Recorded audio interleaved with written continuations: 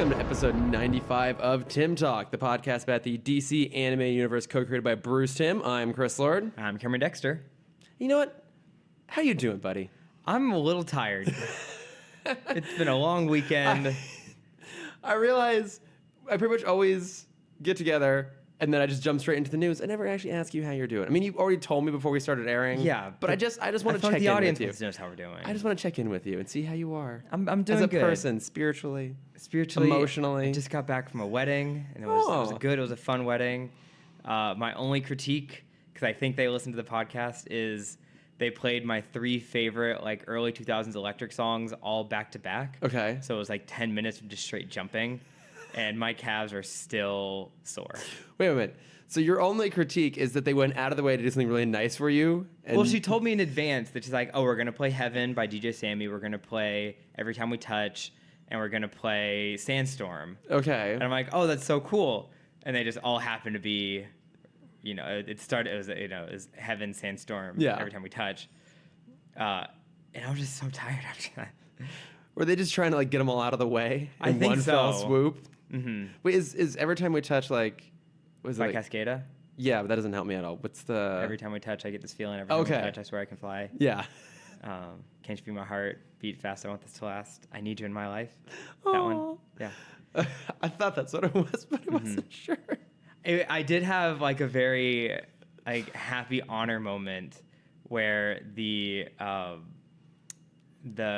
ring bearer and the flower girls, pretty much no one was dancing except the wedding party. Okay.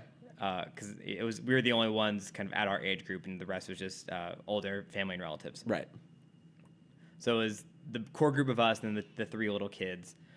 And when Sandstorm came on, we got to teach them the dance. Right? I mean, the quote-unquote dance. Yeah. The jumping pattern. I was going to say, there's a pattern? There's a dance to Sandstorm? Yeah.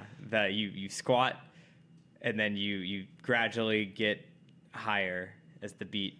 There's the part where like the beat dies and it slowly rises back up. Did you not do this in middle school? No, we didn't go to middle school at the same time, my friend. I know, but like high school. This was the first like mosh pit song of I mean, I vaguely recall Sandstorm, but I don't remember there being even if there were, which there clearly was, a dedicated dance to Sandstorm. Mm-hmm. What? 16-year-old me, 17-year-old me would not have known. Were you too cool for that at that point? No, I was that lame that I wouldn't even know that dance routine. Okay. I was just that out of touch and boring. Well, Some things have not changed. It was delightful to teach it to the little ones. Aw. And then I accidentally elbowed one of them in the face. But she was fine. She took it like a trooper. Just made it that much more memorable. Or maybe not, because she might have a concussion. But that's fine. It just can't take you anywhere. She should know better. She should know better than when Sandstorm comes on to be at elbow height. Yeah. How dare she, the only person I've ever met shorter than me, be at the exact height of my elbow. Well, don't worry. Eventually, she'll grow up and be taller than you, and then she'll just come back and elbow you in the face. Oh yeah, absolutely. No, it was a good wedding. It was very pretty, really pretty venue. Oh, I'm glad. Yeah, we had our bachelor party. That I think you saw some of the photos. Yeah, it looked very in line with you. Yep, we rented an inflatable jousting pit, which was awesome. Wait, what? You didn't see those photos? Oh wait, is that more in the vein of like American Gladiators, or like you're standing up? Yeah. Okay, I thought like that's not jousting, my friend. That's like I know, but I don't know the right word for it. I mean, I don't know. It's like that American Gladiator style. You stand on a podium. Yeah, and you have like the big, like massive padded Q-tip sort of thing. Yeah, and you're just knocking someone else. Okay, I thought like there was literally 2 channels. No, and you ran. That'd be so much harder on an down inflatable the thing mat. and had a jousting stick. Yeah, a jousting rod. What are those called? I don't know. A long wooden pointy thing. A jousting dowel. Yes. And try to knock each other over. I would be on board for that. I mean, the podium thing was just as fun. Still pretty good. Mm-hmm. Yeah. Yeah, it was a lot of fun. I woke up with 3 like tiny gashes on my cheek because I did not think things through. because I got like someone wiped me across the face. Oh, with the Q-tip. But no, it was fun. We did that. We had a lot of board games, ate a lot of wings.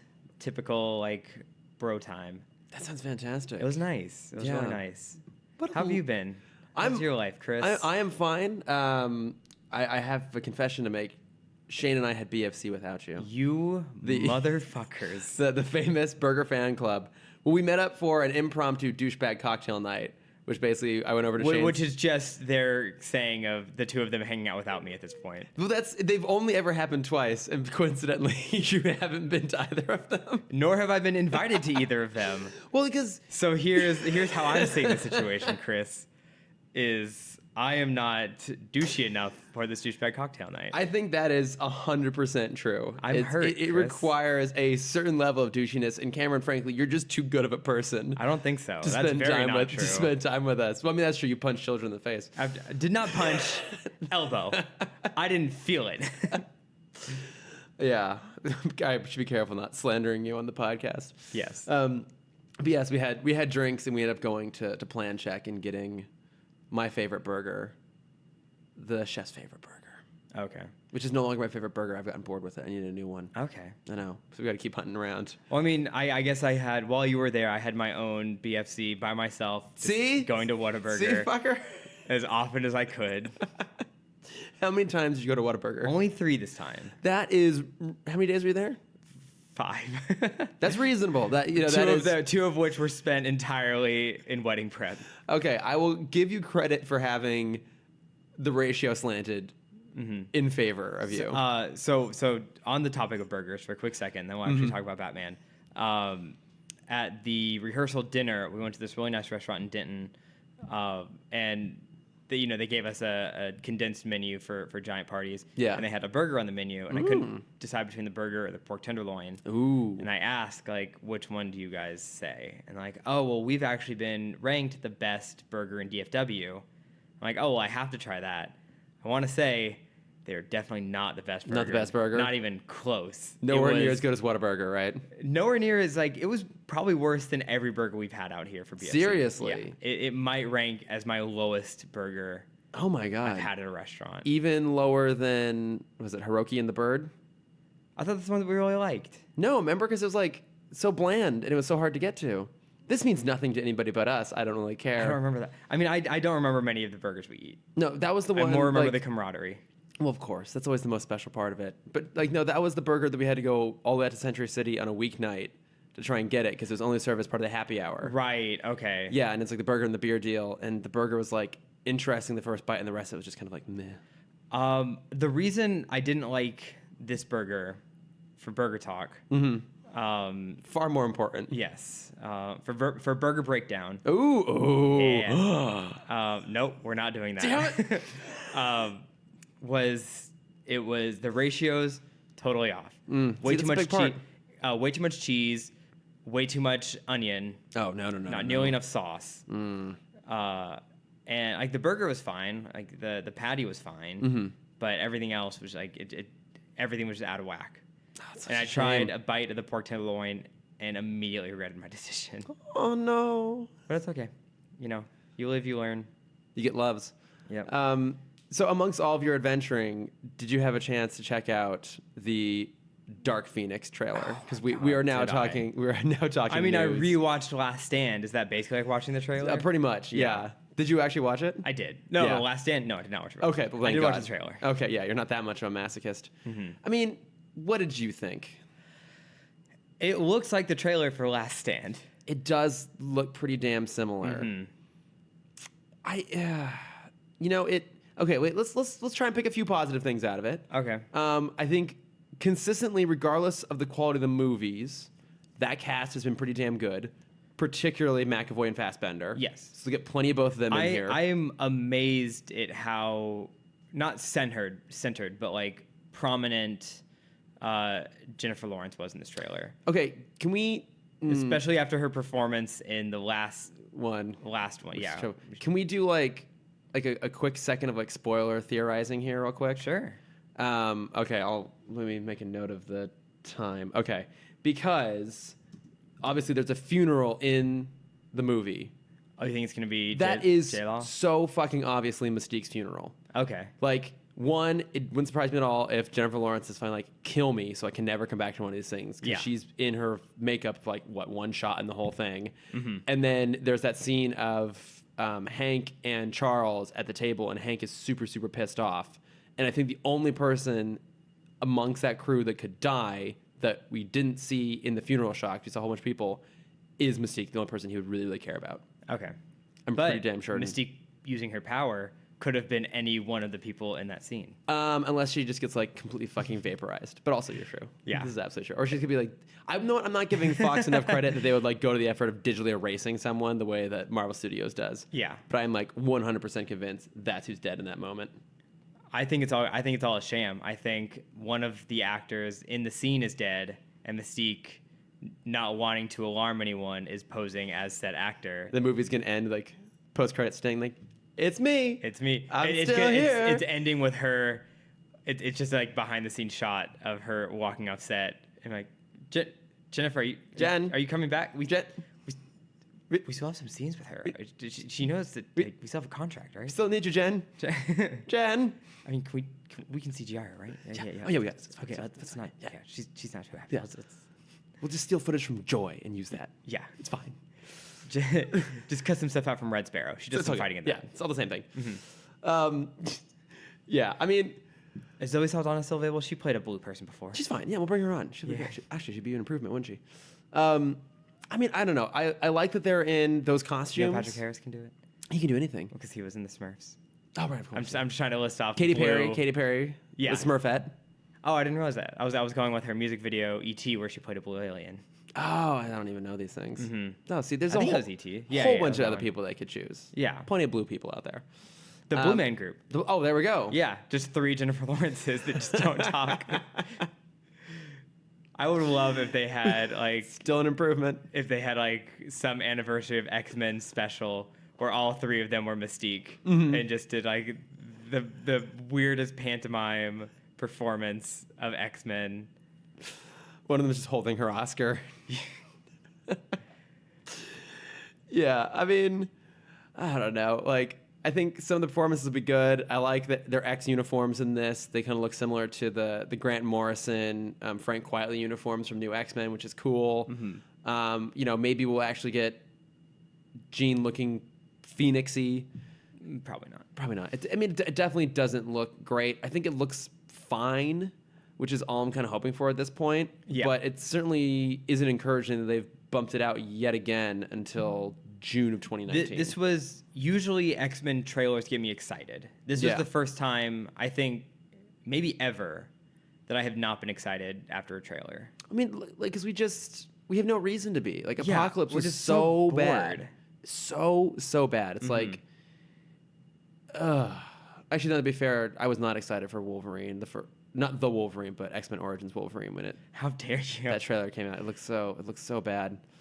This just looks so generic, and I think that's part of the problem. Absolutely. And I think it's really a shame given that Matthew Vaughn came in and gave First Class so much style and energy and like really brought it back up to a new level and was like tonally consistent with the original trilogy, but just a bit more fun. They're like, oh, like this is gonna be a cool new world to play in, and then Singer just like took it right back to where he started. And I think Days of Future Past it's good. I don't think it's great necessarily. It's, I think, biggest problem is... Let's not forget that JFK was a mutant. Oh my God, I forgot about that. That was like a long-running joke in our friend group after that movie. Like whenever anything happened, we're like, oh, don't worry, JFK was a mutant. Well, and it makes even less sense because in the lead up to because they don't explain anything about it? They don't explain anything about it. And also in the lead up to that movie, there was like a website that had like a conspiracy theory about the JFK assassination, and it suggested Mystique was involved because there's like multiple people, and then also suggested Magneto because the bullet went some sort of crazy pattern. So it implied that the Brotherhood killed JFK. Yeah, well, they even say that in the movie that Magneto was there. Oh, that's right, because that's what he's in prison for, right? Yeah. Oh, I forgot about that. See, I've already forgotten that movie. Yeah. Because it's just fine. And like this too, I think is going to be absolutely forgettable. But, absolutely. You know what else looked very forgettable? Holmes and Watson trailer. You didn't like it? I'm not going to go see that movie. I'm going to go see that movie. So fucking terrible. I love those two. I like those two. I don't care how dumb it is. I think it's going to be such a weird comedic thing because like that's such a sacred franchise, Sherlock Holmes. And has there been a comedy? Because obviously we have like Johnny English to parody James Bond. There was and Austin Powers and I know there was one version. I can't remember the name of it. There been so many Sherlock Holmes movies. There was one version where it was kind of in the vein of like a Remington Steele, which that probably doesn't help you at all. But the idea was that Watson was the actual genius and Holmes was an actor kind of playing the role. Mm-hmm. That's the plot of Remington Steele, by the way, in case you weren't aware. Almost like I want to go Dudley Do-Right. No. Okay. Dudley Do-Right was always just super incompetent on his own. Lucky. But also Nell and the Horse often did a lot of the work. I mean, it's kind of like Inspector Gadget. Okay. But like a deliberate setup rather than one that's like happenstance. Inspector Gadget. Such a good show. Oh, Matthew Broderick. Oh, such a terrible movie. Also, wasn't Penny his girlfriend in that? I don't want to get into it. It's ridiculous. It's dumb. I don't want to go into it. But yeah, it looks so stupid. So dumb. Like, and I love John C. Reilly. I'm hit or miss with Will Ferrell. Mm-hmm. I really like Talladega Nights. Yeah. I don't really care for Step Brothers. Really? No. Interesting. I feel like they did another one that I've never seen because they've done a few things together. Well, there was the one all in Spanish that no one saw. Oh, and a lot of people saw Casa that as de mi Padre? Yeah, a lot of people kind of saw that as the turning point for Ferrell. Oh, okay. Where he like started just doing weirder comedy. Yeah, but I don't want to say that. I want to say that just the general consensus of what is funny has changed. I think that's part of it too. Like this seems like 10-year-old humor at this point. Yeah. Watching the trailer, and I think part of the problem is it's directed by Etan Cohen, not one of the Coen brothers. This is the guy who did fucking Garfield. The Coen cousin? This is the guy that tricked Bill Murray into doing Garfield. Amazing. Like accidentally because... Do you think he also tricked Will Ferrell and John C. Reilly? No, I think they knew exactly where they're getting involved. Okay. But no, like the thing with Garfield was Murray had always wanted to work with the Coen brothers. He saw that it was written and directed by someone named Coen. He's like, oh, it's one of the Coen brothers. I'll do it. It's not one of the Coen brothers. And the thing is, Step Brothers and... Could you imagine what a Garfield movie directed by the Coen brothers would be like, though? I would watch that. That'd be so bizarre. I think it would be fascinating. Yeah. I feel like they would all end up getting really weird names. Oh, for sure. Yeah. George Clooney would be in there for some reason. Yeah, he'd just like have a weird camera in the background. Frances McDormand would play Opie. Yeah. It'd be amazing. I mean, it's so important. Oh, man. We got to pitch this movie to them. I'll work on it. But yeah, it looks like old humor. And the thing is, it doesn't have Adam McKay. I mean, Adam McKay knows what to do with him in like Step Brothers, Talladega Nights. Mm-hmm. And the thing is that he has gone on to then go do bigger and better stuff. He did The Big Short. He's doing the fucking Dick Cheney biopic with Christian Bale now. Like, he has elevated himself beyond where he started. He's evolved as a filmmaker, and you watch this and you go, oh my God, like these two guys who are admittedly very good actors and very talented haven't done anything to change the same shtick they've been doing for 10 years. Yeah. Well, I wonder how hard it is, because there's a few comedians that can kind of go beyond the test of time and break out of the kind of comedy stereotype. But I think about kind of the ones that came up either right before Ferrell or with Ferrell on SNL. Mm-hmm. The standout for me is Dana Carvey, who has not changed his comedy style. Yeah, he just had a lick. He just had so many. He had a lot of unfortunate things happen to him. Yeah, like in the entertainment. His show getting canceled, and then I don't think Master of Disguise became what he originally signed on for. I mean, that movie is a cult classic. That's a gem of a film right there. Going to the Turtle Club. They ripped off that bit in this SNL skit like 10 years after that movie came out. Of course they did. Which I'm like, really, Jimmy Fallon? I think you were in Master of Disguise. He probably was, I think, there somewhere. Like, Dana Carvey is an incredible comedic performance. He actually goes to my gym. I see him sometimes. I've never gone up and talked to him because, like, he's doing his thing. I don't want to bother him. Just walk by and go, turtle. God, what a horrible movie. Oh, actually, no. Hang on. I loved that movie as a kid. We need a moment for me to get even more LA here. Okay. The other day, I walked into my gym and Luke Evans was there. Oh, I know. Did you sing to him? I wish he would have sang to me. Did you ask? No, I was too intimidated. No one. I mean, I guess he doesn't really sing that song, but Yeah, he does. I mean, that's more. Oh, that's LeFou. Yeah. Yeah. I mean, he does, in the live action version, he does give himself a verse. Yeah. Mm-hmm. He's so good. It's Luke Evans. Yeah. Buddy Luke Evans. No. You don't say no to Luke Evans. He's gorgeous. What were we talking about? Oh, Holmes and Watson looks terrible. Mm-hmm. I think it should have been a Netflix movie, and that's the expectation I'm going to go in with. If I don't have to pay for it, yeah, I probably still won't see it. But we do have one bit of actual DC news to talk about, lest we forget about that. A movie that may or may not end up happening was cast. Great. Birds of Prey. Oh, that's right.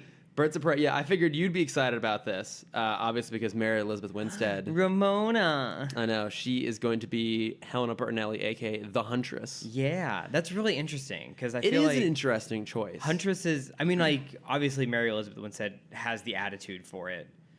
But I'm curious because Huntress is a very, like, combat-heavy character. Like, clearly she had a few action parts in Scott Pilgrim. Yeah. She had minimal action in Speed Racer, so let's not forget about that one. She's the love interest. No, she's not. It's Christina Ricci. She's not in Speed Racer. What am I thinking of? Oh, so I'm thinking Sky High.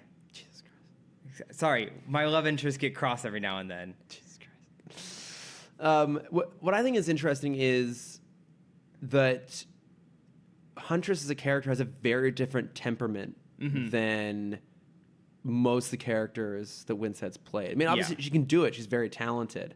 But Huntress is always just kind of perpetually pissed off at the world. Yeah. I don't know what her background is now, what her history is now, but at least like pre-New 52, her whole thing was that she was the daughter of a crime boss. And her family was murdered. Her parents were murdered by like another crime family or a rival crime family or something like that.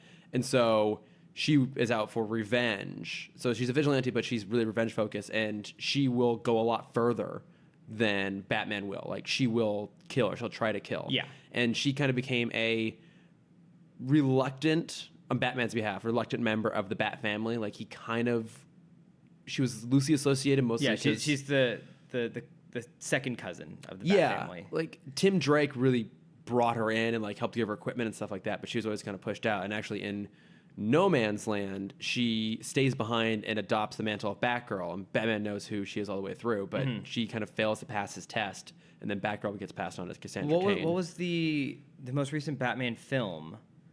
She had a decent part in it. I'm a little bit behind. It wasn't Gotham by Gaslight. No. Was it Bad Blood? That's Batwoman. I don't think. What was it? No, hold on, because I remember Batman like almost dying, and Huntress coming to. That's in Hush. That happens in the comic Hush. Oh, did I just play it as a movie in my head? I guess so. Yeah. Yeah. The Batmobile gets not out yet. No, that movie doesn't exist yet. Yeah, because I Hush snipes the wheel of the Batmobile. It crashes, and the crash is really bad, and she's the first one on the scene. Yep. Okay, so I just played it as a movie in my head. Is it an animated movie in your head, Cameron? Yeah. But I probably forget. Do you see The Whole World? The Whole World is a cartoon. The Whole World is an animated movie. I don't know. I mean, I think it's still a pretty solid piece of casting choice. And then an actress I'm not familiar with, but I guess she's on the show Underground. I'm not sure what that is. Journey Smollett-Bell is going to play Black Canary. Which don't know much about that actress, but I like Black Canary as a character. Apparently, she was in Friday Night Lights. Oh, there we go. Yeah. No, I mean, so she has my approval. There we go. I'm excited to see these characters on screen. I've always liked both of them. I like Birds of Prey in general. I even have a soft spot for the old TV show, which I haven't watched in a long time. It's probably terrible. But we do know that she was on. Or sorry, that's on. I think it's on the streaming service. Yeah. And we know that the movie won't feature Batgirl, but it will feature Harley Quinn and it will feature Renee Montoya. Yes. So I don't know. I think it still has the potential to be good. I mean, all of the DC films have potential to be good. Usually they fall well short of that potential. Yes. I'm hoping that maybe Margot Robbie has a lot of influence as a producer on this and is making smart choices, and they're obviously getting pretty good cast, but then again, they always get a pretty good cast. And I don't know. So Kathy Yan is directing it. Okay. Oh yeah, we talked about that a while ago. And I don't really recognize anything that she's worked on. Yeah. Yeah, I don't remember what else she's been doing. She produced a few things. Yeah, everything is written a few things. One of the writers of Bumblebee, I guess, is doing this, which I mean, Bumblebee looks pretty decent. Yeah. So, I don't know. I mean, hopefully it's good. I will stay decently optimistic. Yeah, I mean, at this, like, honestly, what does this mean, though? Like, they're constantly... I mean, they're casting it, That's a step forward. That's a step forward, so then it might actually happen. But at the same time, Dwayne Johnson's been Black Adam for a decade now. Much. So I don't know. We shall see. But I don't know. I mean, it could be promising. I think I'm excited for that movie if it ends up being good. It's a story I want to see done well. Same. So who knows? Who knows? I was gonna say who cares, but we kind of care. We kind of care. I have one tiny piece of DC news real quick. I just saw it before you came over. We got a poster for Titans. Oh, and it looks fucking garbage. I've been watching some of the release clips. Date. I didn't realize it was coming out so soon. Yeah, I think it's coming out next week. Or the week Friday, after this. The 12th. Yeah. Oh, that poster. It's not a good poster. No. I'm hoping what saves this, I mean, even the fact that I'm using the word saves is not a good indication. I'm hoping what saves it is the chemistry amongst the leads. Same. And I see enough of that in the trailers to think that it might be okay. Here's the only reason I want it to be successful. Because I want them to remake the Judas Contract season of the animated Teen Titans. That could be really cool. Because that would be... Because I love that season. Tara was the first character I cried over in a cartoon when she was turned to stone, and it was like it's still an emotional punch for me. Yeah, I remember watching it too. There was a great moment. Video essay I watched the other day comparing the comic to the series and kind of the one little tweak they made, which because kind of like in the pitch process they're like, oh, Tara has this weird relationship with Deathstroke. We can't really show that in a kid's cartoon. Okay. She's sleeping with Deathstroke. Yeah. In the comic. To clarify. And in the movie. That came out recently, which I haven't watched, but it's not great. I'm going to watch it at some point, I'm sure. But their one tweak is like, oh, what if instead her problem is she just can't control her power? Yeah. And the completely different story they got out of that. And it's so good. And how like she can be manipulated because of that. She doesn't trust anyone. And how Slade just gets in her head. Yeah. And it's unbelievable. No, it's great. And it's such a good season. It's a really good story. And I think it would be cool to see that done in live action. And I want Titans to be good. I think there's just enough potential there. I would like to see them actually handle like Robin becoming Nightwing, something we actually haven't seen done in live action yet. Yeah. I don't know. I want it to be good. I want it to be. Oh God, I want it. We want all these things to be good. I know, and they keep fucking it up for us. I know. We don't want to be this hateful or this mean. They just make us. I mean, I enjoy being this hateful and mean, obviously, lest we forget. I try and find that silver lining, but DC is really just kind of shit on it. Yeah, it does not sparkle anymore. No, I mean, did they ever sparkle? Static Shock did. Static Shock did. Well, you know what? To be fair, Batman Beyond did. Batman Beyond did. Batman Beyond did. That's what we're here to talk about. That is what we're here to talk about at the end of the day. Season 2. Season 2. Yeah, starting off with the introduction of Splicers. Yeah, with a nice tattoo PSA. Yeah, okay, so... I wasn't sure, because when the episode opened, I wrote in my notes, plastic surgery, ? There's kind of a lot going on here. I mean, the general plot, essentially, is that this guy, Dr. Cuvier... Yeah. He has developed a way to mix human DNA with animal DNA, and he says it's a temporary thing. But basically, like in the first sequence, we see Blade showing up with like green cat eyes, and we see this play out over the course of the rest of the series. Like obviously, a lot of the Jokers in even Return of the Joker like have been spliced, but like splicing kind of is a recurring thing through the rest of the whole show. And I think it's an interesting idea. And essentially it's like a whole bunch of teenagers want to go down and like get spliced, and all of the parents are opposed to it. The DA is opposed to it. And so Cuvée is like, kill the DA. And there's a line that Dana says, save him, which I loved. Because I'm like, that's such a bad thing to say. What was it? When they're talking about splicing, Dana says, the law is against practically everything we're into. Which is like, then stop doing illegal shit. I kind of get where she's coming from. Okay, you teenage rebel. Oh my God, if you knew me as a teenager, you know the first thing from that. But no, I get... Okay, I get... I understand. That's the mentality of teenagers. Yeah, I mean, it is the mentality of teenagers, but I think now as a quote-unquote adult, I recognize where the laws don't actually sometimes work in people's favor. Mm-hmm. And that's kind of one of the things that was... I was trying to figure out where they were going with this, because you're right, like they make reference to being like a tattoo, because Terry's mom doesn't want them to get spliced. And Terry points out the little ankle tattoo she has. She's like, oh, it's not the same thing, which is a very parent thing to do, being like, oh, my experience is very similar to your experience. It's not the same thing at all in me until you know. Well, my connection, I initially, I thought plastic surgery, tattoo, piercing, but then I kind of saw it more as like a gang tattoo. Okay. Is like... It is different from what she got because her tattoo meant something different. Yeah. And they did allude to like getting spliced made you stronger. It kind of led to aggression. Yeah, it led to aggression. And that's when I'm like, oh, they're trying to allude to this is kind of like gang behavior. That's kind of how I connected it. I didn't read that, but I think that's an interesting way of looking at it. Mm-hmm. Yeah. No one will be surprised to hear this. I saw a bit of a gang. I was in a gang. I saw a bit of a gay allegory going on there. And mainly for two very specific things that the newscaster says. He says that a lot of people are calling it a crime against nature. Mm-hmm. Definitely some language we've heard before. Oh, yeah.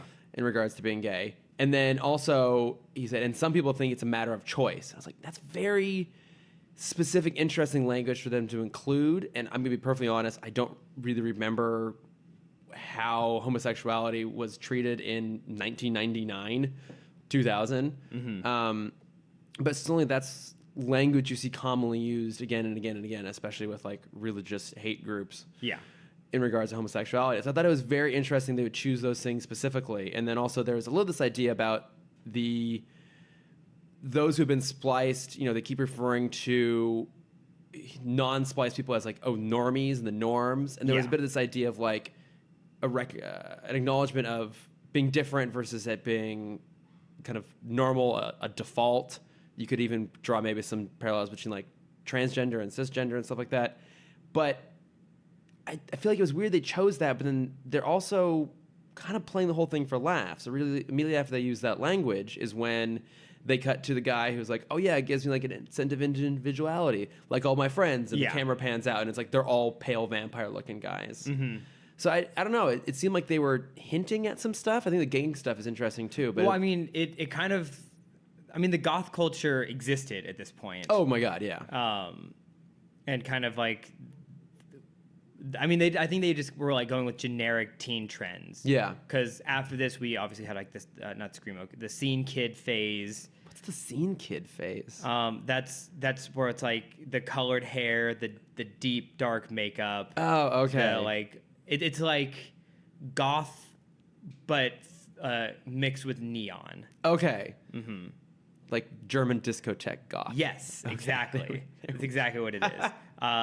And I've probably never sounded older in my entire life. Like a small dash of steampunk in there because they had like the top hat and the goggles. Nicole from improv, her improv group is called the Scene Kids. Oh, I forgot about that. Yeah.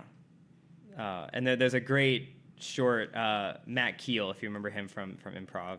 I remember the almost juggling no one. kid. Okay, that's fine. He was in a short. He was in a sketch about Scene Kids, which was very, very funny. Oh, okay. All right. Yeah, I'm glad you're here to remind me of these sort of things because I don't know. That's fine. I don't know any of them. Yeah, I think just kind of generic teen. Because, I mean, if we're going with the language that you chose, kind of like it's a choice. Yeah. Like a lot of teens, when they're in the moment, they're like, it's not a choice. This is like what I was born to be. Yeah, I think that's fair. I think I was choosing to see something there. Like, I didn't choose to be a theater kid. I was just born to be a theater kid. Theater kid. I didn't Life choose chose to be me. a cheerleader, Chris. I was thrust upon the life of cheer. I wish I had a choice, because oh man, would I have made some different decisions? You would have got a completely different route. I didn't get a chance to say no. It called to you. Not even that. It was thrust upon me. It lifted me in the air and told me to do a perfect lib, and I did so. It said do a round off back handspring back tuck, and I did as it said. And I landed in those perfect splits with my pom-poms and said, go team. God, such a hard life I've had to live. I wish I knew you in your cheerleading phase. I mean, not much has changed. Can you please bring this back? Can you do like a one-off, like one night only cheerleading performance? I mean, I didn't do much. Like, I threw people in the air. Like, I didn't dance because I have no sense of rhythm. This is true. I've seen this. Yeah. Unless there's a DDR mat and there's exact steps I need to take and win, I have no sense of rhythm, which also made it very hard to be in musicals. If only they had painted the floor to be just one massive continuous man, if they give me a grid. step chart for just me to follow on the ground, I could have been amazing. What a shame. It truly was. Shame. My full potential was really held back by them. I've never quite recovered from it. So, okay. So teen gangs. If we're looking at this as just a general allegory for just being a teenager and having those trends and kind of identifying with the trend and then feeling sort of disenfranchised from it, do you think that part of it worked? Yes. Yeah, I would agree with that actually. Yeah, I think they captured kind of the teen angst of it all. Yeah. Of like, I'm doing, because I mean the bull guy especially. Like, he was doing it. He was basically treating it as steroids. Yeah. He's like, I want to be different because I want to be the strongest. Yeah. I don't want to, because even when he's like about to change back, he's like, please, man, I can't go back to that life. Yeah. I mean, I think there's definitely something there. Like when you're a teenager, you're trying to figure out who you are as a person. You're searching for identity. And so, of course, like you'll externalize that and just latch onto something that makes you feel distinct, even if it's not really that much. So quick question for the bull guy specifically. Okay. When he was given the bull DNA, did he get the nose nose ring, or did he already have it? Come with the DNA, or did he have to go and get the piercing? Like, did he look at himself and be like, "This is way too cow. I need more bull. Need some more bull. I'm just missing a tiny little bit here." Yeah. Also, where did that like trope come from? The ring in the bull's nose. I don't know. I mean, it's been around forever. Maybe that was something they used to do. I don't know. My question with him was, given that he's always wearing like a red jumpsuit, do you think he sees himself in the mirror and then just like runs headfirst at it? Yeah, constantly. That's why he broke the TV on the lift. Actually, he just saw red. Yeah, he wasn't mad at the anchor. He just saw himself. Yeah, and then he like had a moment of embarrassment. He's like, "Oh, screw you guys, your lawmakers and Sam Young." Okay, awful so DA. A bull may be led by a rope tied through the ring, although a halter head collar is also usually used so not to readily undo the nose ring for control. If the bull has horns, the lead rope may also be fastened around those and pass through the nose ring. So it's just a way to kind of that makes sense. Okay, so it was there for a reason. I did love the moment when Terry pulled it out of his face. Yeah, that hurt. I must have hurt. I hurt. I felt it. Yeah, it's like, oh, yeah. God, you just cringe. I thought some interesting little nods in here too, because obviously for good reason Bruce is not on board with this because he's dealt with this sort of stuff before. I was wondering about that. I wanted a connection to Man Bat. So I did look up some trivia on this, and I guess in the original pitch, Dr. Cuvier was supposed to have been the son of one of Langstrom's assistants. Okay. So some sort of loose connection. Ultimately, they opted out of it. But I mean, we've seen splicing technology in a number of places. Obviously, Langstrom was in there, and then there was Dr. Milo, I want to say. Is he the one who turned Catwoman into a cat lady? That sounds right. Yeah, and I feel like there was one more, too, that I'm totally blanking on. I mean, we have... Moon of the Wolf. Okay, I was going to say, if you look behind you, we have all the villains right there. Oh, yeah. That we can kind of just pick and pull. But all the one-offs are kind of... I don't think they're included. Yeah. So, I mean, it was... the one where Catwoman becomes a cat. Mm-hmm. Oh, I can't remember. Tiger. Thank you, Tiger. Yeah, that was Dr. Milo, and then there was. Wait, no, was that Dr. Milo? I feel like that was a one-off. Wait, no, that is that the same one where she gets poisoned? No. I feel like Dr. Milo did the poisoning. I don't think it's the same one. These are things we should know. Probably. It's been so long. It's sort of supposed to be our area of expertise. Yeah. So that being said, Maddie, if you can let us know what we got wrong on that. But I mean, we've seen this technology in a number of places before.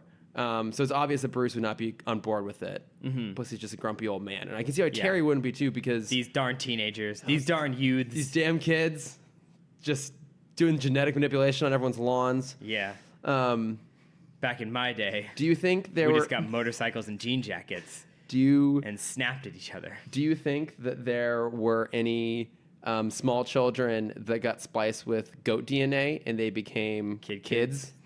Shut up. You damn kids, get off my lawn. So here's what there was one throwaway line from the little brother that got me really excited. Okay. Where he's like, "Oh, can I get wolf DNA for Halloween?" Yeah. I'm like, "Oh shit, this is the Halloween episode."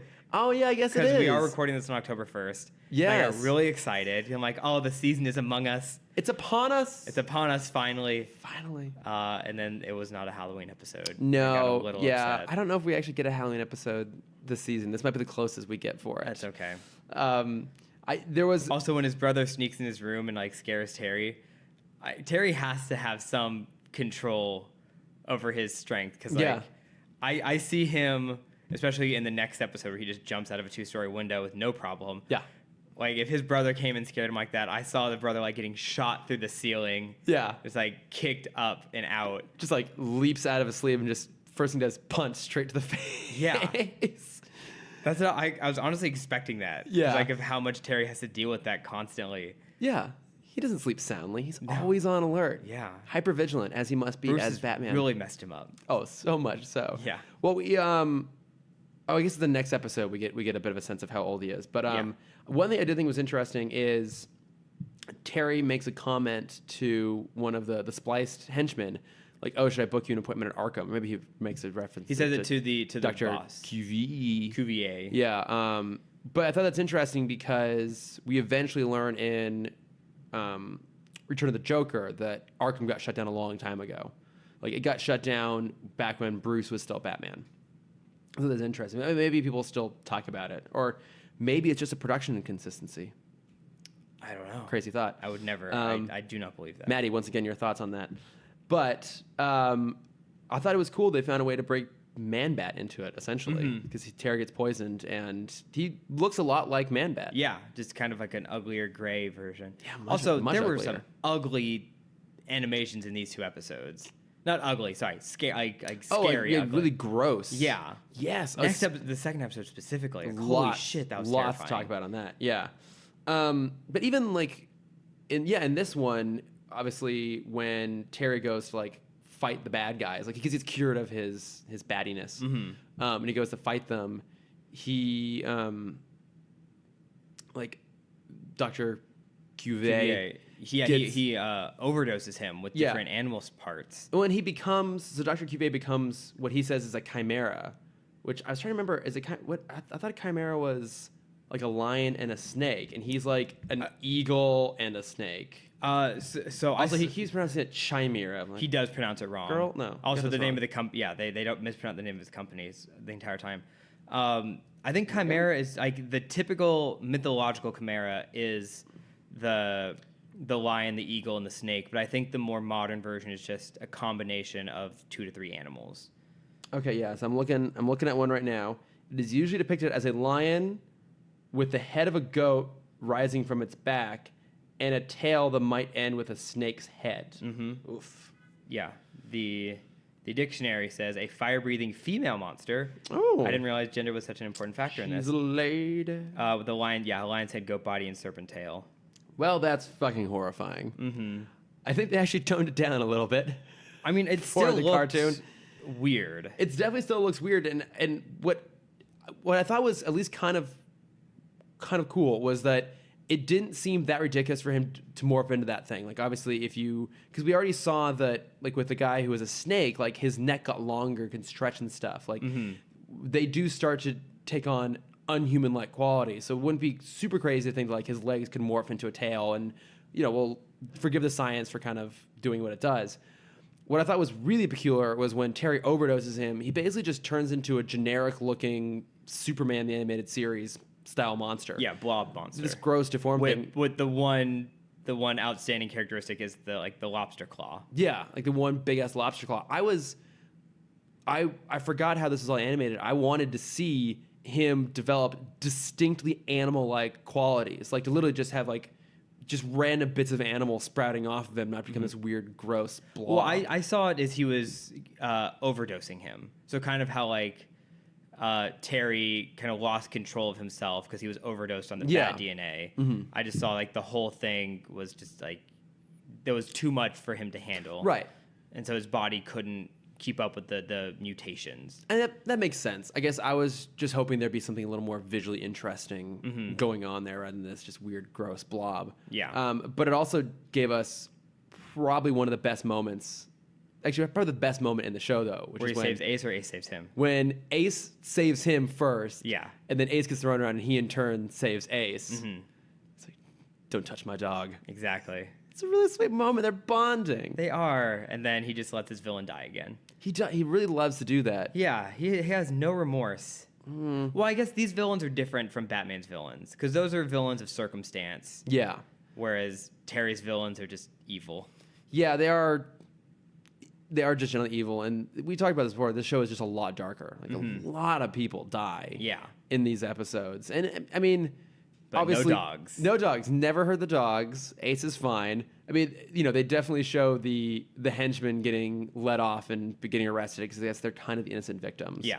Here. Although I guess they just like regained consciousness and like slipped out the back door as the place is blowing up. But I mean, I guess there was probably no way to save Cuvée anyways. He was beyond saving. Yeah. I mean, they had gross. the DNA reset button pod thing. Yeah, but probably I don't know if there would be enough, right? Did you catch when he's walking into not Cuvé's lab from the middle of the episode, the end of the episode, to the taxidermy building, whatever? There's a face hugger from Alien in a glass jar in the foreground. No, I missed that. Yeah, it's like as he's walking in and he's loading up the tranq gun and he's looking around as he's surveying the place. In the foreground, there's a tank with green liquid and you can just see the limbs and a bit of the tail from a face hugger. Oh, that's awesome. Yeah, I thought I would see that listed somewhere in the trivia and I didn't, but it was like clearly what they're going for on it, which is pretty cool. One thing that I did notice is kind of in vein of how Disney is kind of infamous for reusing animation. I caught a scene in this is reused, I want to say almost frame by frame, in a scene in Static Shock. Oh, really? Yeah, when the I don't know what animal she was blended with, but the girl henchman. Oh, like a tiger. Yeah, kind of a tiger. When she is reverted back to human, she's kind of in almost like the fetal position in kind of a crater. That's the exact same way. So the government creates like a bang baby cure, and they're trying to shoot Ebon, the shadow guy, because I learned their names finally. Good on you. And Talon, who was kind of like his number one henchman, the Hispanic girl. Yeah, I think I remember her. Who has the sonic voice, the black canary scream. yeah. She takes the bullet for him, and she falls to the ground and is turned back in almost the exact same thing.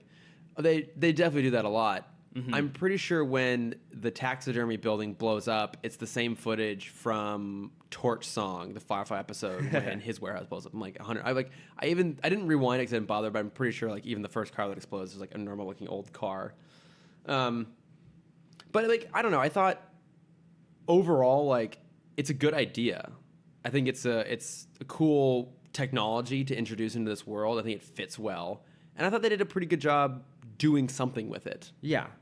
And we were talking recently about the balance between doing just the Terry stuff and just the Batman stuff, and I thought this had a nice blend where it really does start in Terry's world, and he kind of takes it from there. But it still plays out into maybe a bit of the second act. Yeah, it's a lot closer to BTOS, where they usually set it up where it starts in Bruce's world, and then he connects it to Batman, or other way around. Yeah, they interweave a little bit. But I liked that. And I also liked the final moment with Barbara when she's like, you know, you really... Or tries to get him to quit again. Yeah, I mean, it makes sense, though.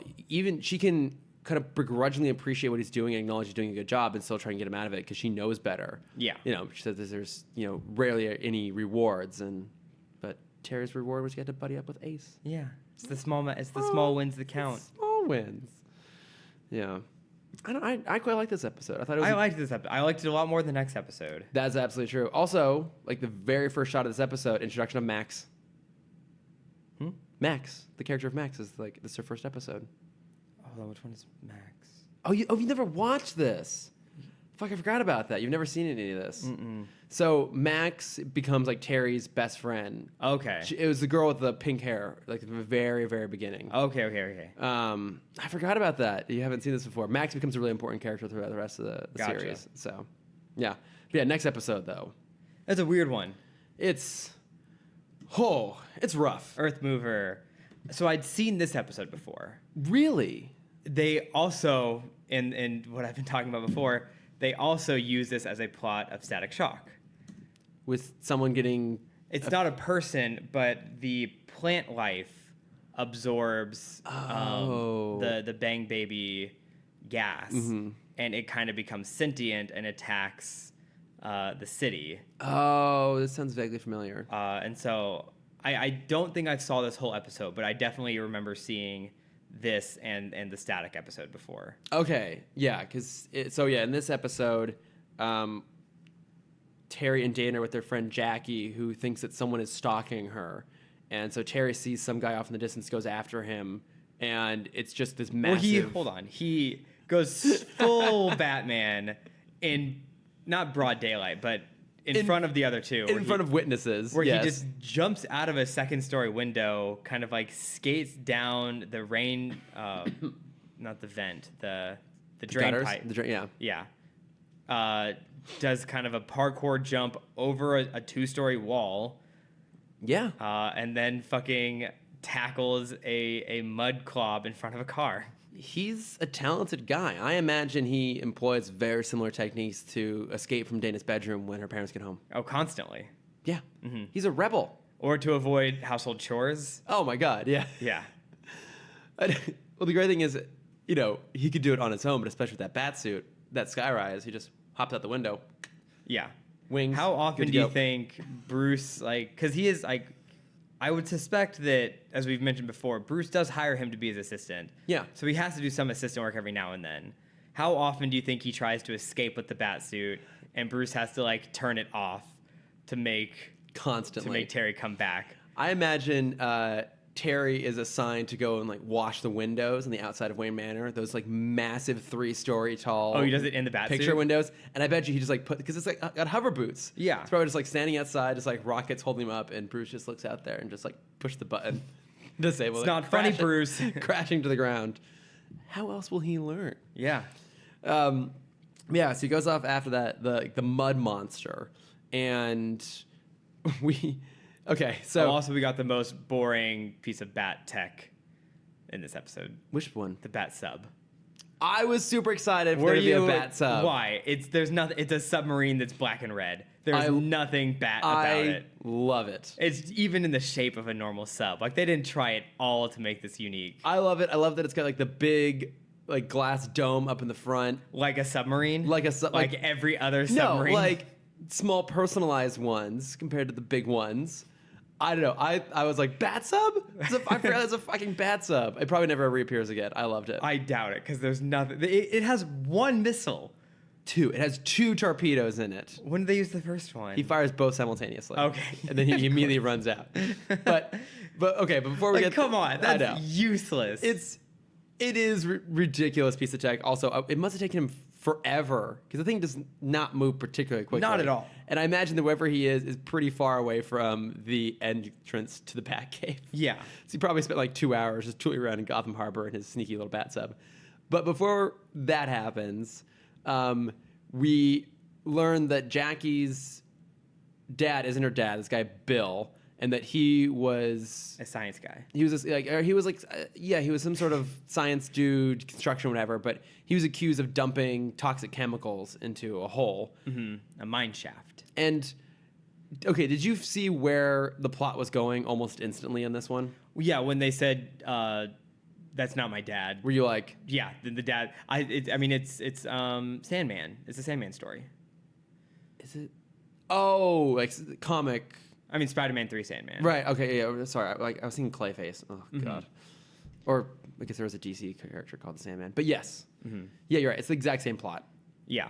And it was so obvious. He where just that was wants to be with his daughter. He just wants to be with his daughter. I mean, I guess the because most is pretty predictable. Like, okay, obviously, like Bill was his partner, and the dad fell down a mine shaft and got covered in gook, and Bill was like, "Well, sorry, bud. I guess you're dead. I'm gonna go take care of your daughter now."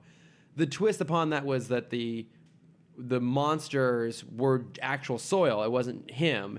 Is that he's like still buried down that bottom of that mine shaft, and it's like this weird, grotesque skeleton with a whole bunch of the chemicals like forming tendrils or whatever, and it's really gross. I mean, I think I want to say there was a Scooby-Doo movie where he meets a mummy. Oh man, I wasn't thinking Scooby-Doo. I mean, I guess it vaguely reminded me. There's also the Mummy animated series. There's the Mummy animated series. I guess you mentioned Scooby-Doo. It kind of reminds me a little bit of Scooby-Doo and Zombie Island. Okay, so that's what I'm thinking of. Yeah. I was actually there was the Mummy, but that was a 1960s villain. Yeah. I was actually thinking of it's Halo. Exactly Zombie Island, so I'm thinking of. Yeah, Halo 1. You played Halo? You know those? Is that a video game? Jesus Christ. I never played Halo 1. I played a little bit of Halo 3. Oh my God, you haven't lived. I know about like the Covenant, the Flood. Nope. The Splinter. Nope. The spiky gun. The Needler. The Needler is super OP in Halo 2 because you can double wield it, and that's all I know. Jesus Christ. Well, at least you know something. And Master Chef is yeah, there. It's the Master Chef.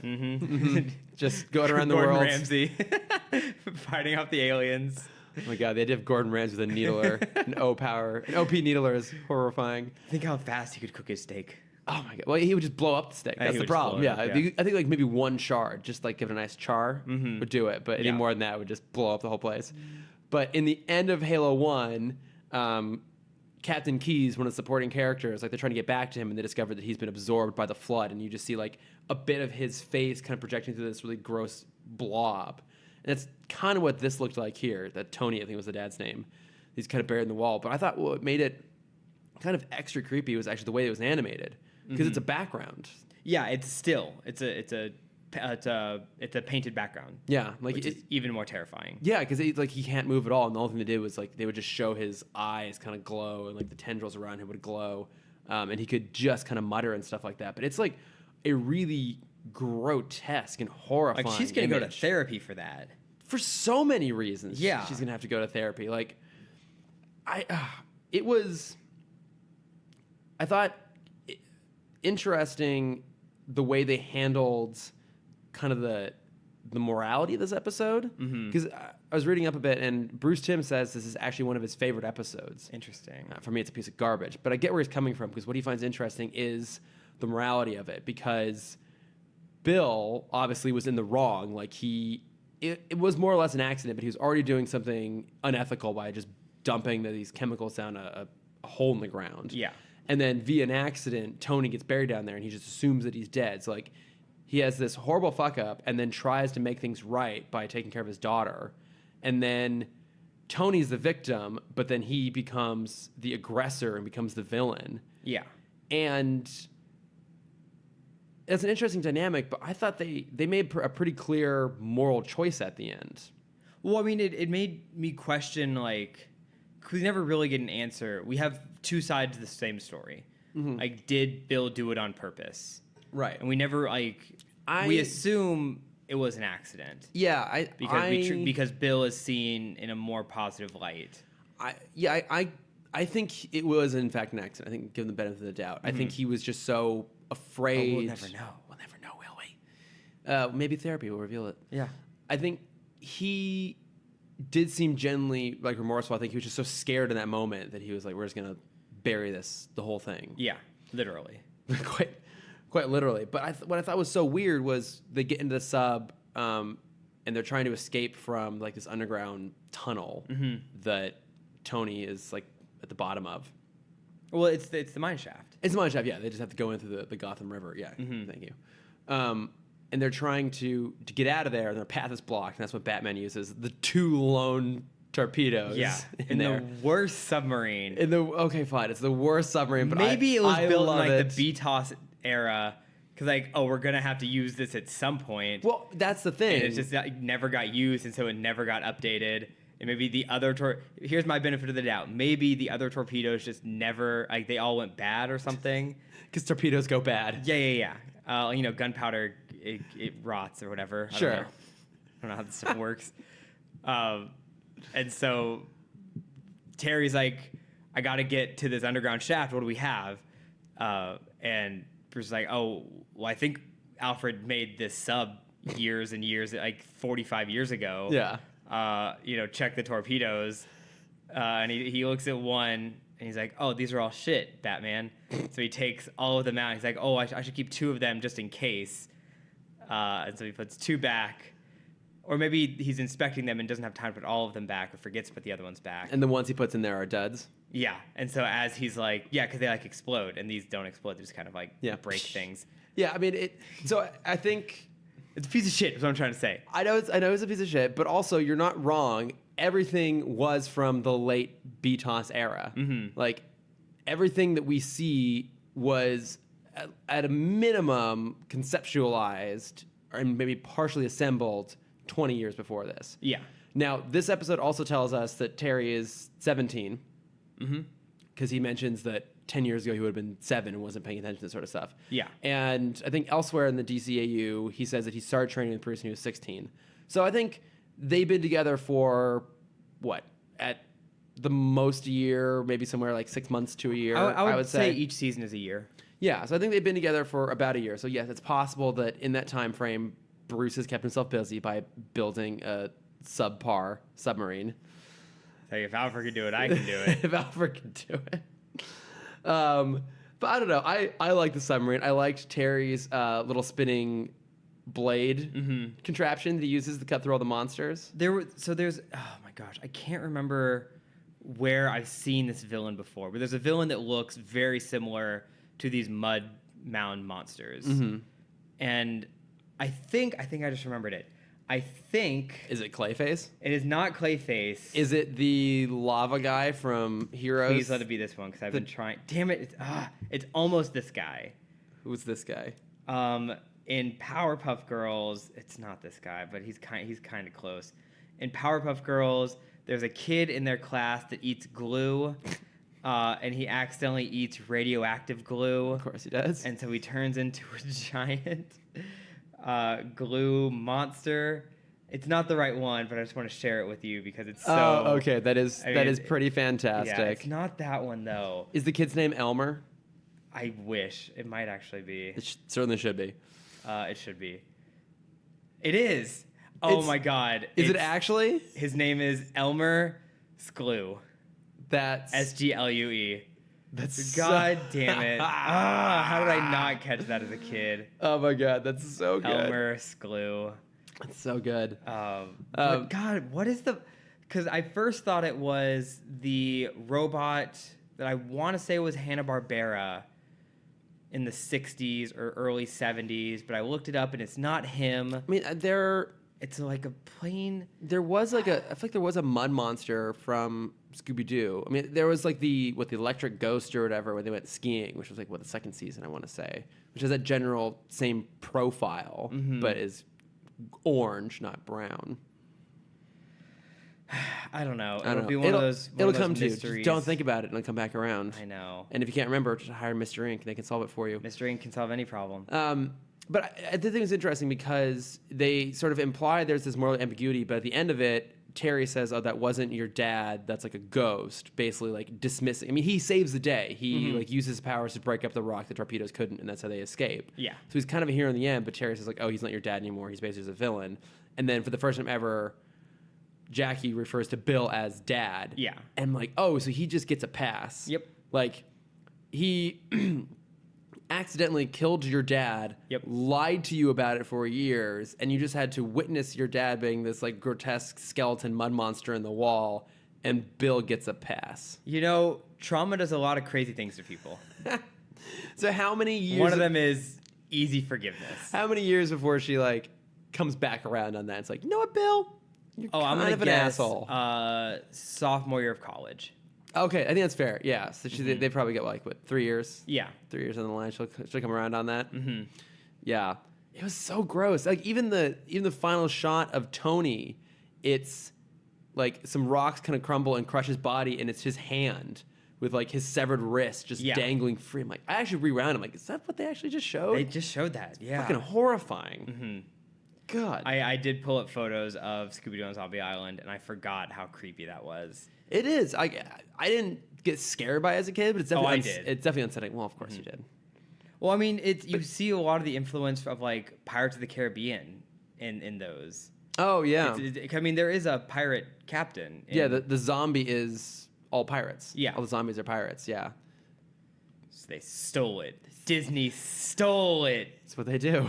That's what they're good at. They just stole that animation and just put a digital gloss over it from the skeletons are walking underwater. Yeah. Problem solved. That's it. Yeah, I didn't love this episode. I thought it was fine. It's very weird. I think it's pretty much skippable for the most part. I don't think there's really anything in there that's like worth checking out. There was one line that I loved, and it's like the most late 90s, early 2000s line I could imagine. Okay. And it's when they're in the hallway, the cheerleaders are talking, and one of them goes, Nelson wants me to drop everything tonight and go out with him like I don't even have a life. Pause. So what should I wear? I heard that. And I'm like, oh my God. I heard that. Yeah, it was pretty bad. Mm-hmm. As someone who's rewatching Sabrina the Teenage Witch still, oh my God, of course you are. It is so in line with that. It's unbelievable. It's so fantastic. Yeah. I don't know. Any other thoughts on this? I think that's it. I mean, I think I'm going to talk about it more in the Static Shock episode years from now. Okay. Yeah. Oh, and also the intro. I loved the intro because it's an underhanded burn to all the kids who don't learn math anymore. Oh yeah, that Terry knows the like, multiplication tables, yeah, like, and no one else does. But you have a calculator. Why do you need to know that? Yeah, it's pretty good. Yeah, he's like, well, it's 15 times 15. Like that's the hardest question you can ask a 17-year-old. Yeah, 225, bitch. Yeah, and she's like wants to like make sure he's right too. Check it on the calculator. Yeah. I don't remember multiplication tables at this point. So, no. Yeah. No, who does? All right, I think that does it for the episodes. I just got a brief little notes from friends section here. Oh boy. One of the things, so Maddie Washburn posted on Twitter with a poll asking, basically just said, pick one, Venom or Dark Phoenix. I asked him if the poll was which one is going to be worse. But of those two, Cameron, X-Men or Dark Phoenix, which one are you more excited about? Oh, sorry, Venom. Yeah, Venom. I mean, probably Dark Phoenix because it's the end.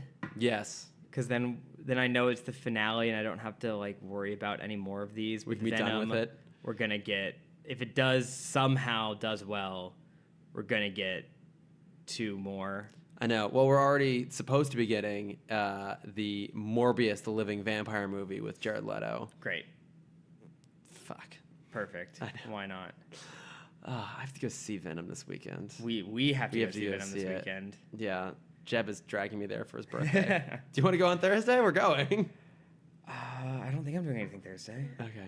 Yeah, let's do it. 9:30 up at Burbank. Let's suffer. Yeah. Oh, God, it's gonna be so terrible. I am not excited about it at all.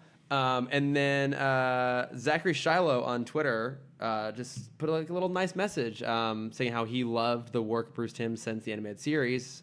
Without him, there's no... I don't actually know what this is.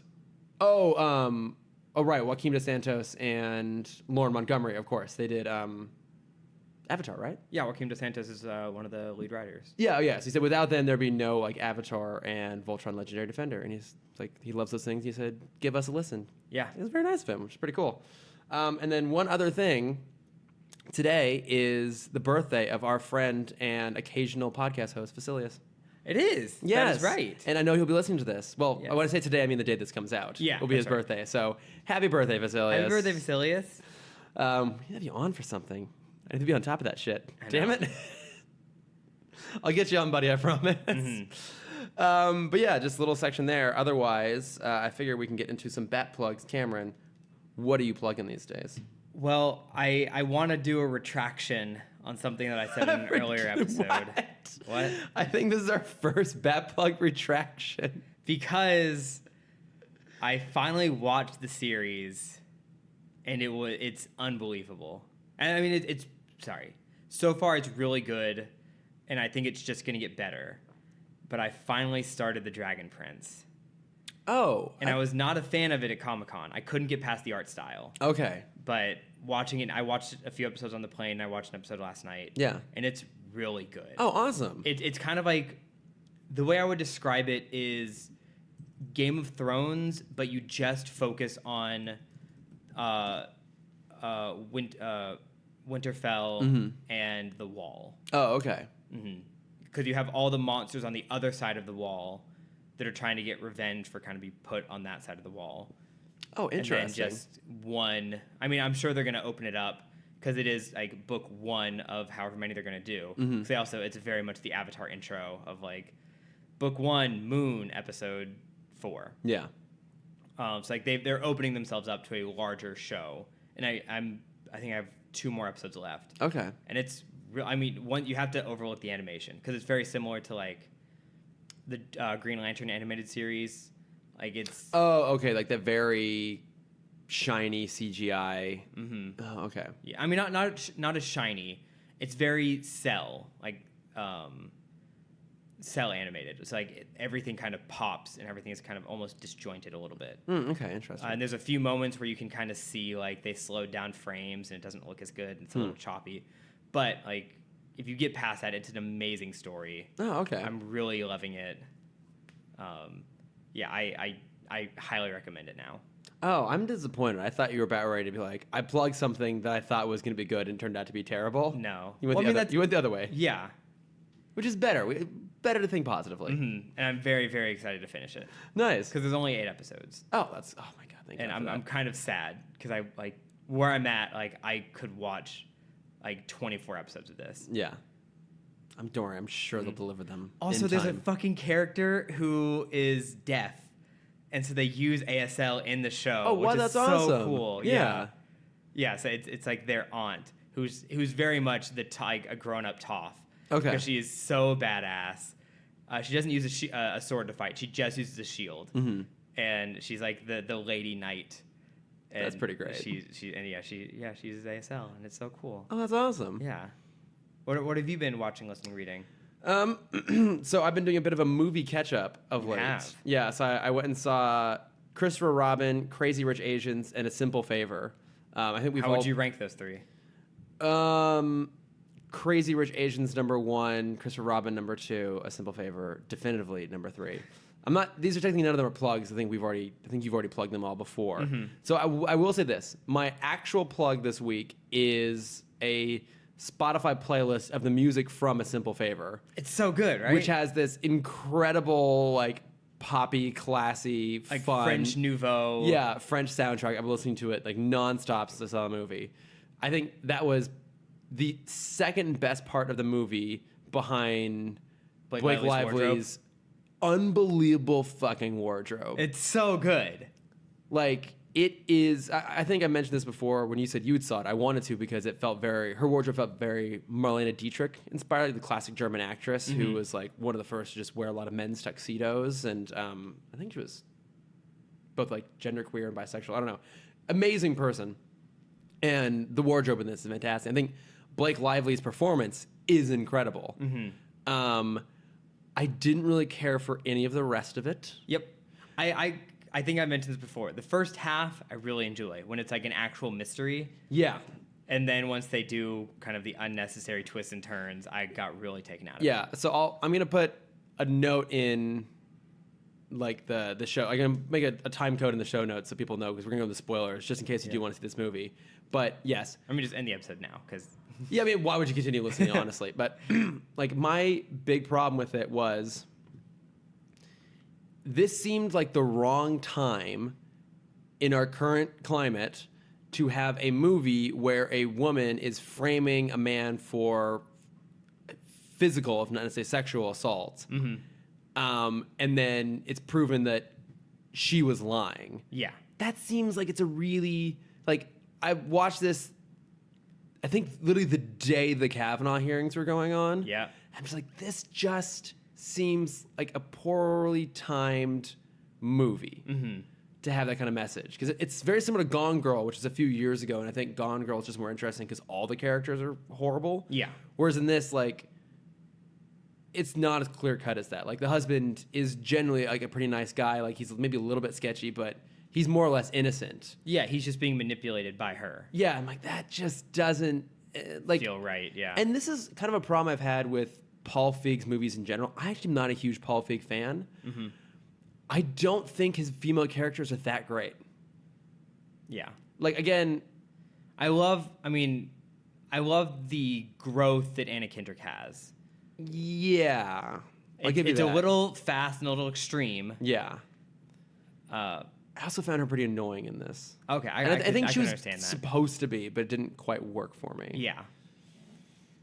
Yeah, I don't know. I think oftentimes his movies, the male characters are the real standouts. And for a guy whose whole thing is about... Well, I mean, there was the father in the classroom, who I think was the standout role. Oh my God, yeah. The other dad. The other dad, yeah. I forget the actor's name, but he's on Girls. He's the best friend on Girls. Yeah, okay. You're right. Yeah, he's like great. I love him in the movie. And again, to be fair, I think Blake Lively's character is amazing. I think she's super interesting. I think especially when she disappears, her absence is really noticeable. She was carrying the movie for me. Yeah. And then when she's gone, and she's like, ugh. There was I think it was an interview with Blake Lively where she was talking with Paul Feig and talking about the wardrobe, and she was talking about the scene where she's in the white button down. Yes. And Paul Feig's like, how are you gonna make, having like the top button sexy? And she's just like, you clearly don't know who I am. Yeah. And I'm like, damn, Blake, like, let's calm down a little bit. He's still your director. Yeah. Every time she's on screen. And Ryan Reynolds' tweet about the movie I thought was funny. What was his tweet? It was, a simple favor just took my virginity. Oh my God. Yeah. She is stunning. Yeah.